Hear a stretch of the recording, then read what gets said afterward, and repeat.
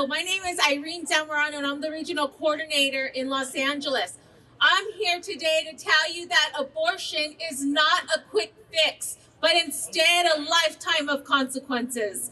17 years ago, I was in a crisis pregnancy. I was scared, confused, and I felt alone. When I walked into that abortion clinic, I immediately felt like I was part of a herd with a number on my back and a dollar sign on my face. The abortionist administered the chemicals into my stomach, and immediately my daughter started kicking, twisting, and turning. She was fighting for her life. You see, I was 6 months pregnant when I decided to end the life of my daughter. That is a multi-day procedure. The first day, they injected me, and it stopped her heart. I was absolutely horrified. They put me on in a cold room on the table, and the abortionist said, "Oh, don't worry, it's not a big deal." That was the biggest lie I've ever heard in my life.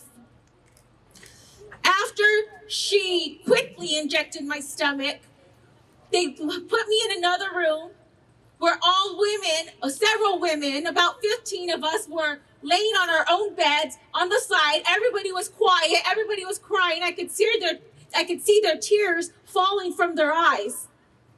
And I said, "Oh my God, what did I do?" Because I actually felt my daughter fight for her life. And I said, "My God, what did I do? Please forgive me." They told me to come back the next day, but instead I went to a local labor and delivery department. And initially the doctor told me that my baby was going to be okay. It was a healthy heartbeat, he said, that we were hearing over the monitor. But a few hours later, after consulting with the specialist, they said that the chemical they injected me would deteriorate my daughter's heart, and there was nothing I could do about it. So the next day, they induced my labor, and after 7 hours of labor, I gave birth to a beautiful yet lifeless daughter named Lenore. I held her, I caressed her, I wrapped her up like you do newborn babies, and she looked exactly like a newborn baby. She was just smaller. She was the size of my hand. And she was just so beautiful. I touched each of her fingers and played with each of her toes. And my family got to spend some time with her. And then the nurse walked in and said, "It's time for her to go." So I gave her a kiss and I said, "Until we meet again, Mom, sorry." I was just confused and hurt. I didn't know what else to do. A few days later, we had a funeral for her. She is buried at a local cemetery. So I thought I would never talk about this. It was going to be my little secret until a proposition of parental notification didn't pass. And I have 6 daughters. And I said, "Oh my God, you mean to tell me my 13-year-old daughter can get an abortion without me knowing about it? That makes absolutely no sense. They have a hard enough time picking out what they're going to wear in the morning. They cannot go through the experience that I went through and me not know about it."